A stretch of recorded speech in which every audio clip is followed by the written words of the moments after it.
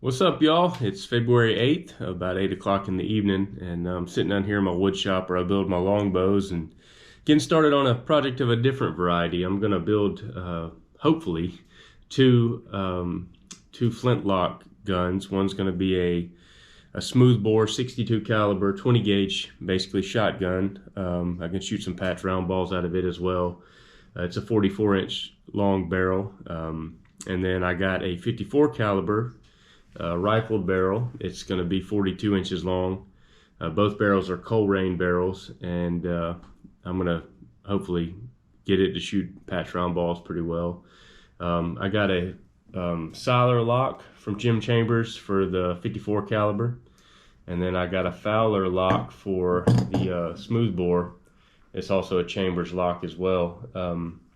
And then I got some miscellaneous stuff from Track of the Wolf, some butt plates and some ramrod thimbles and guides, and I got some other sights and stuff to basically put this thing together. But I bought a piece of maple online, sight unseen. It looked pretty good online. It's got some curl to it. It's probably not the prettiest piece of maple, and I probably spent more money than I should have on it, but I'm excited about this process. I don't really, as long as I get a shootable rifle out of it, I'm going to learn as I go. I'm not one to go with a kid or have somebody sit over my shoulder and tell me how to do this. I'd rather fail on my own accord. So that's kind of my plan. I got a box of parts, a piece of wood, 2 barrels, 2 locks, and I got a little manual, The Art of Building the Pennsylvania Long Rifle. I've read it twice so far, front to back. I kind of got a good idea of the order. I've watched a few videos, and it's something I've always wanted to do. I enjoy doing things the hard way, and I feel like as hunters in this day and age, we need to get back to some of these old school ways and these old school roots, because we're going to lose the excitement with all the technology we have. It's going to get to the point where it's just, what deer do I want to shoot? And it's already that way in a lot of places. And to me, it's the whole journey and the process that really ties me into wanting to be a deer hunter, or calling myself a deer hunter. It's not the size of the horns. I've killed some really nice deer. I killed this deer this past year with a cap lock muzzleloader, and my biggest deer ever. I shot him at 20 yards, sitting flat on my butt on the ground, and he come in to bed and was checking a scrape, and he walked right in there, and I put a bullet through his lungs, and that was one of my biggest accomplishments as a hunter. And I did it with an old school cap lock. This is actually the rifle that I shot the deer with right here, and I'm going to pattern these rifles that I'm about to build off of this drop and this length of pull, because this gun fits me really well.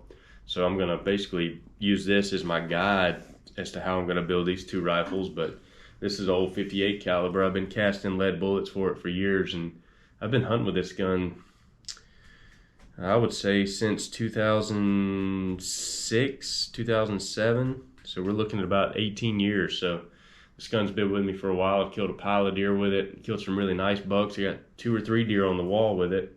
And it just is fun. I mean, it's actually about as challenging to kill a deer with this as it is with my longbows, because these sights on these things at 45 minutes before good shooting time, I mean, you're pretty much dead in the water. You can't see your sights, so it really limits your ability to hunt late and get things done whenever the time gets perfect.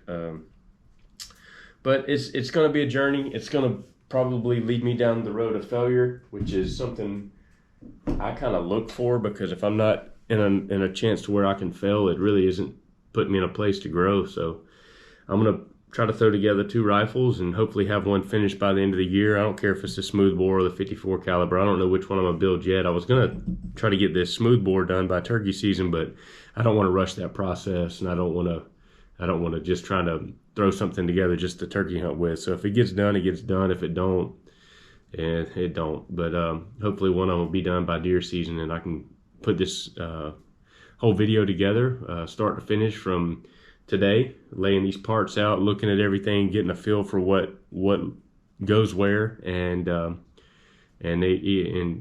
it end in a story about killing the deer. So we'll see how this plays out. Hopefully it turns out well. I think it's going to. Even if I fail, it's going to be a learning experience. So hope y'all enjoy it. Hope y'all learn something. Maybe maybe even get up the courage or the encouragement to go and do it yourself, because this is the fun way. This is what keeps me in the deer woods. It ain't killing big deer.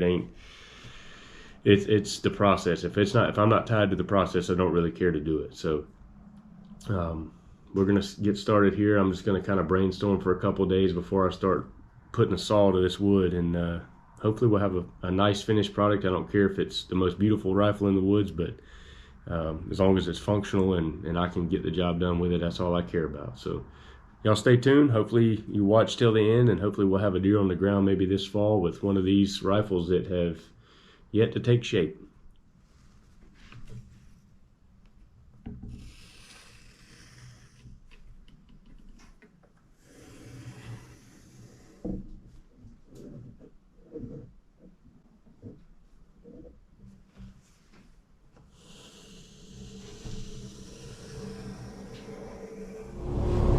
Fingers underneath there, okay?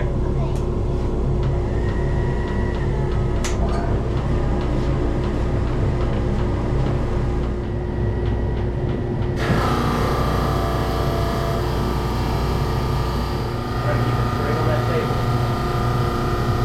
Lift up on it just a little bit. Not much.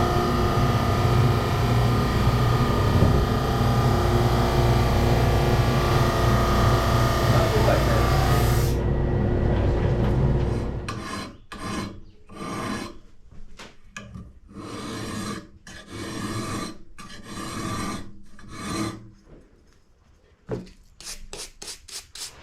Good morning. It's raining this morning. I don't have a whole lot of distractions, so instead of building bows, I think I'm going to work on my rifle, and I'm going to try to get this barrel inlet over the next couple days. I have 6 days off. I could make some pretty significant headway over the next 6 days if I stay with it. So right now I'm just locating where my barrel is going to be, making sure I have enough length to pull with the remaining part of my stock. Just kind of eyeballing things. I got the top of my blank pretty square, got plenty of wood to work with, so I think what I'm gonna do is go ahead and mark it right here where it's at, and work on inletting the tang and barrel all together, and then I'll worry about the lock and trigger location on that later, just because I do have plenty of wood to work with. And we'll see how this goes. This is going to be a tedious process. I'm going to try to take it slow and hopefully do a good job of getting the barrel inlet. And it's the first time ever doing this, so we'll see.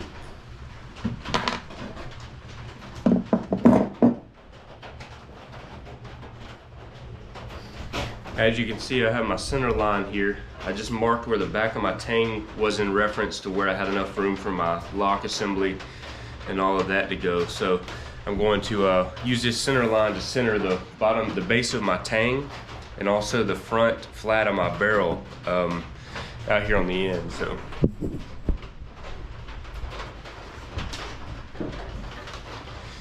and I've had some technical difficulties with my GoPro lately, but I've already draw filed the sides that are crucial at this point, that are going to be on the outside. I got those pretty much smoothed up, so that way I'm not taking any excess material and leaving a gap once I do finish draw filing. I'm not taking a whole lot off. Usually it's probably just gonna be sandpaper from here on out. So let me get this centered up. I'm gonna go ahead and I'm gonna take a sharp razor blade after I make a pencil mark down the edge, and I'm gonna stay inside that line, and I'm gonna start inletting this barrel with chisels and gouges and a lot of patience.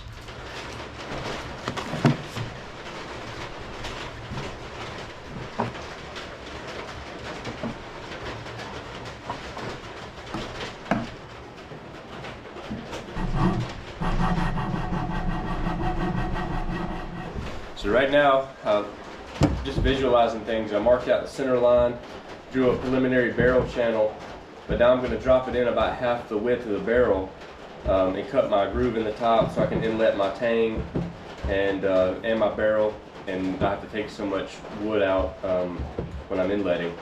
But I'm going to take it down about probably roughly a ½ inch, and then that way I'll be able to inlet my barrel and tang at the same time. And right now I'm going to work on getting this top super straight, so I'm going to shorten my fence up and just make a series of cuts so that I can get it pretty flat across the top.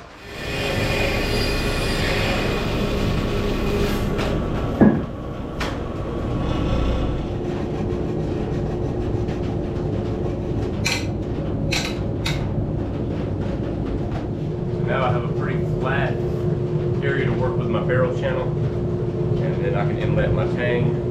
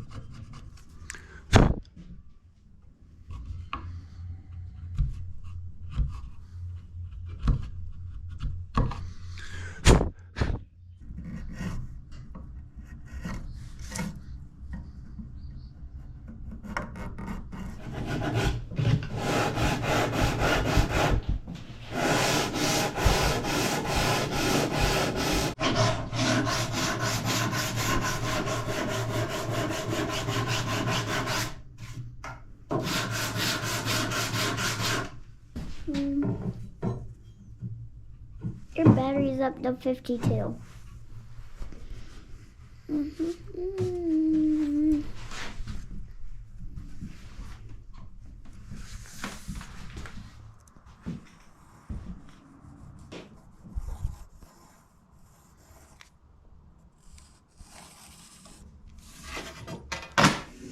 Just give me a little tap right here. Ow!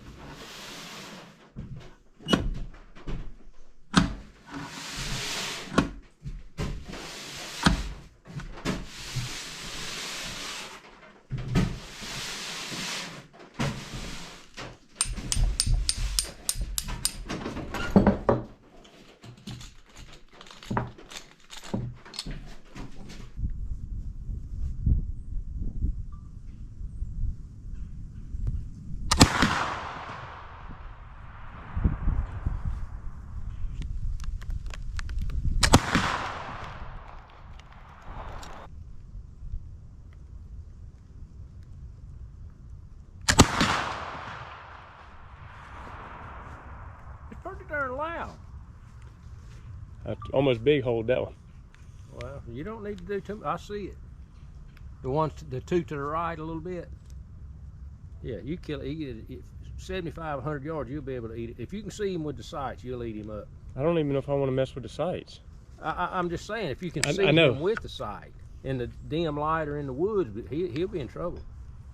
You get one Thursday. You kill one Thursday with that thing. One of them slick heads come rolling out there about from here to even to just past that target down to them cedars, they'd be in trouble.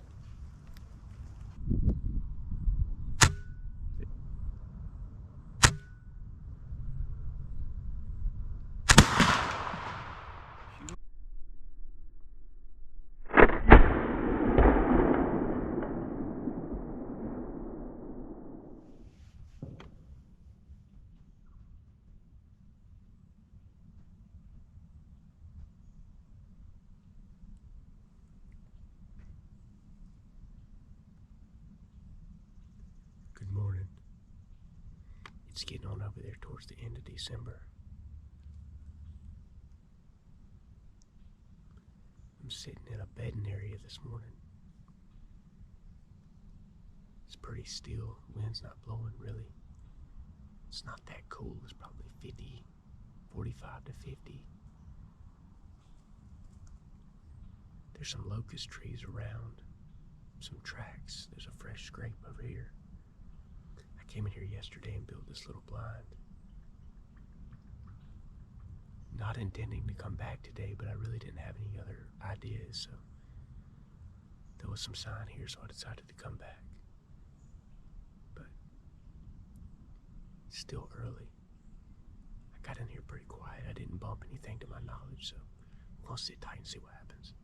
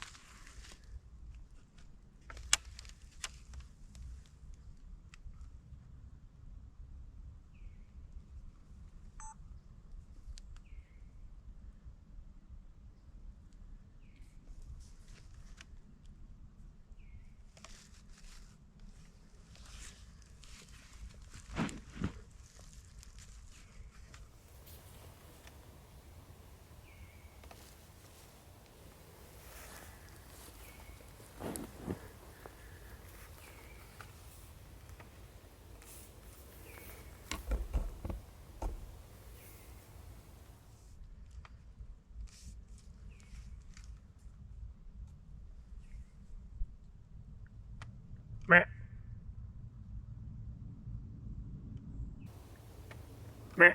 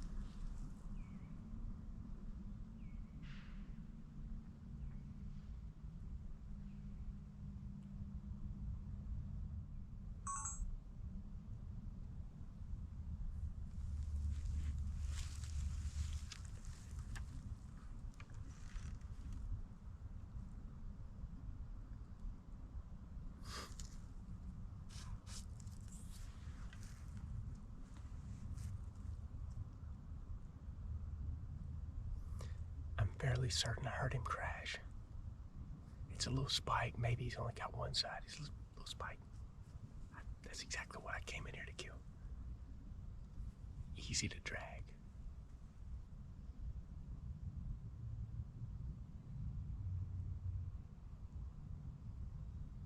I'm gonna get reloaded real quick just to be on the safe side.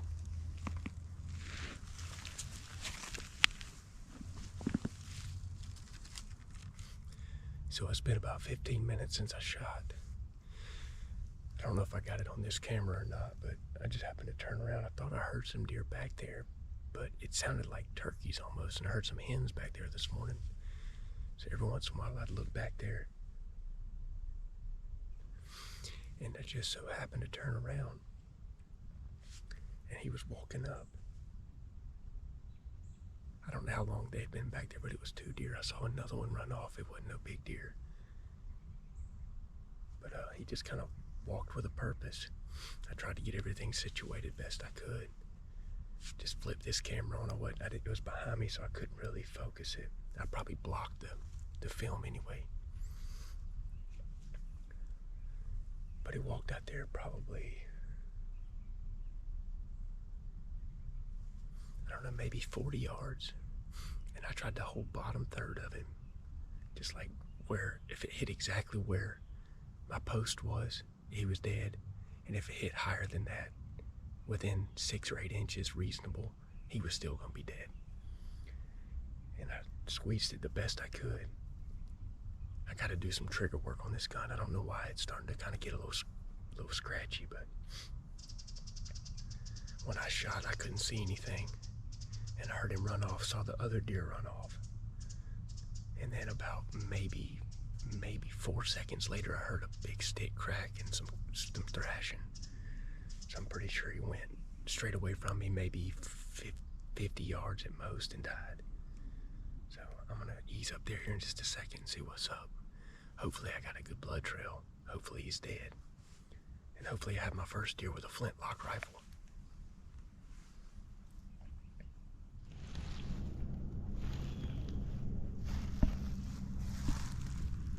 So there's this kick up mark right there. A bunch of fur. Some good old blood.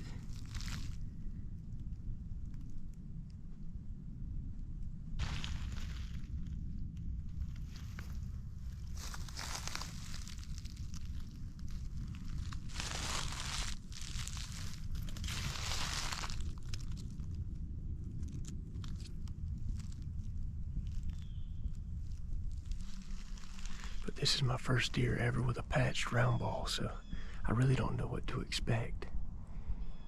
I mean, it's a fairly good blood trail, but it's not like, oh my gosh, blood trail. I did see some hunks of lung back there.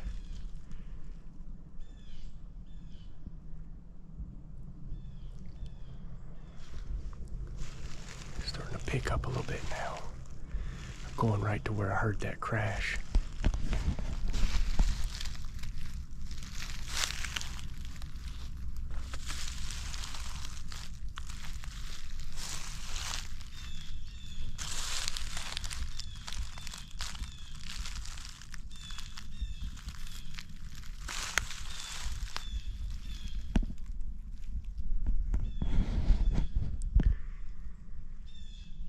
Ready to see a white belly.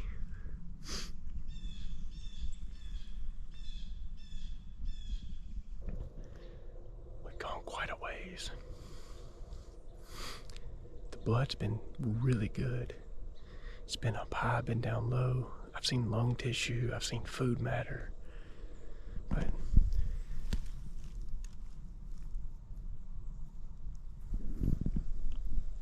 here's another spot up here. It looks like it's got some food matter in it.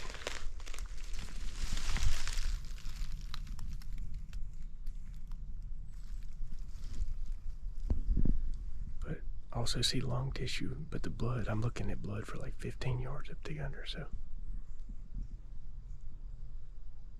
he's gotta be close. I'm gonna keep going.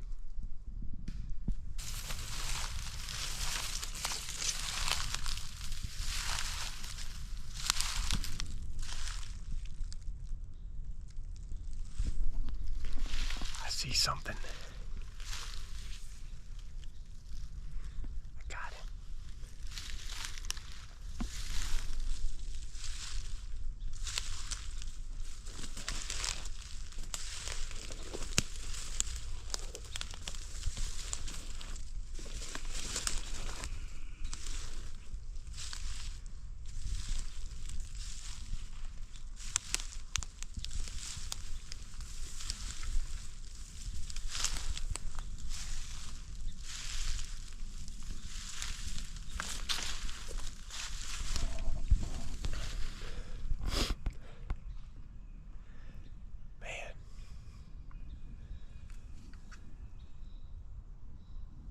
I don't know how it gets any better than that. I built the rifle from scratch. I bought the lock, the barrel, of course, with the intentions of coming out here on public land and killing a buck or a doe. I didn't care. I've worked really hard and spent a lot of time. I probably have 150 hours in this rifle. You know, I'm officially successful.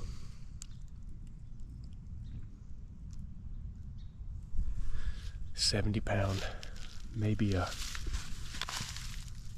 3-point. 70-pound 3-point, my first flintlock kill. I couldn't be more happy. Everybody gets so caught up in horns and killing bigger deer than their neighbors. They'll even go to extremes, pushing the envelope on what hour they shoot the deer at, the technology they'll use. But that deer right there means as much to me as a 150-inch deer that I've had on my cell camera that I killed with my ATN scope out of my heated box blind. I came out here early this morning. I got in a ground blind I put up yesterday. Not put up, I cut some limbs and stuck them in the ground next to a stump. Found some fresh locust sign. There was some locust beans on the ground. Had a couple fresh piles of crap on it. I think that's where he was headed. But he was with another, probably smaller buck. And they came right to me this morning and gave me about a 40-yard shot, and I hit him exactly where I was trying to. I couldn't be more happy. I mean, this is what it's all about for me. So I got a long drag out of here, but I will enjoy and cherish every minute of it. Christmas present came early.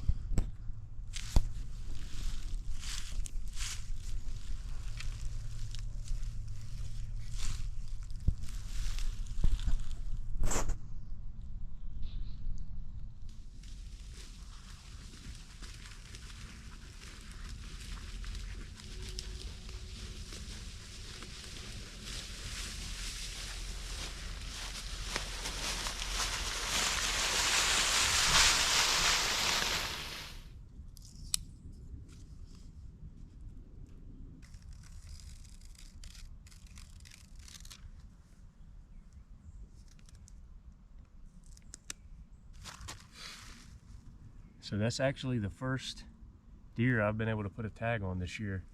I hunted in Colorado for the whole month of September, came home, I shot a spike with my bow the first hunt, and we ended up tracking it all the way to the river, lost it, we jumped him, Spud jumped him, and we never did recover him. And then I shot at a doe about 4 or 5 days later, and the arrow was going perfect on video, textbook, couldn't ask for a better like video, hunt, everything. And she dropped and I hit her across the back straps, didn't recover her. There was no use in even looking for her. I could see my arrow hung in about that much of her back strap. And then I missed a doe yesterday with this rifle here. She was about 86 yards, and I didn't really think about it when I was setting the gun up. I like the fact that it was hitting a little bit low, but as I went to put the sights on her, I realized that my blade was covering up the deer. And so as I worked the trigger, trying to get through the trigger squeeze, the length of time gave me a little bit of anxiety about whether or not she had moved. And so I'm sitting there trying to squeeze, wondering if she's moved, and I ended up rushing the trigger pull. And I got a little bit of like real fine fur little piece of skin fragment. I found 0 blood, scoured the area. I don't think I hit her hard at all. This buck came in this morning over here to my left. I'm sitting down in this little fallen root and or root ball from a fallen tree, and he come walking in at about 40 yards, and I just put it on him and squeezed, and I couldn't see anything after the smoke billowed, but I heard him crash down there a little piece, and he probably made it 120 yards. And I saw another buck. I don't know what it was. It was small too, but it run kind of the direction he went. But great hunt this morning. First year with a Flintlock. Built the rifle myself. I started it last year, and it's taken me probably 150 hours to complete it. And I've been shooting it the last few weeks, and it shoots really, really well. I couldn't be more happy with it. Couldn't be more happy with the outcome. First year with a rifle that I built myself, and I'm pretty pumped about that. So hopefully the video turns out well. I don't know if I got the shot on my big camera. I know the smoke's going to be too much to even see anything, whether or not I got the deer on film or not. I don't know. I don't really care. But thank y'all for watching, and hopefully this is one of many with my 54 caliber Flintlock. So yeah, now my work's cut out for me. I got to get him out of here about 2 miles. So I think I'm gonna drag him to the creek, dump the guts out of him, put him in my Kafaru pack. I'm not even gonna quarter him up. The deer doesn't weigh but about 65, 70 pounds. And I'm just gonna strap him to it and go up there to the bike, hop on the bike, and ride out of this joint. So beautiful day, overcast. Started misting rain a little bit ago, but couldn't have asked for a better hunt this morning.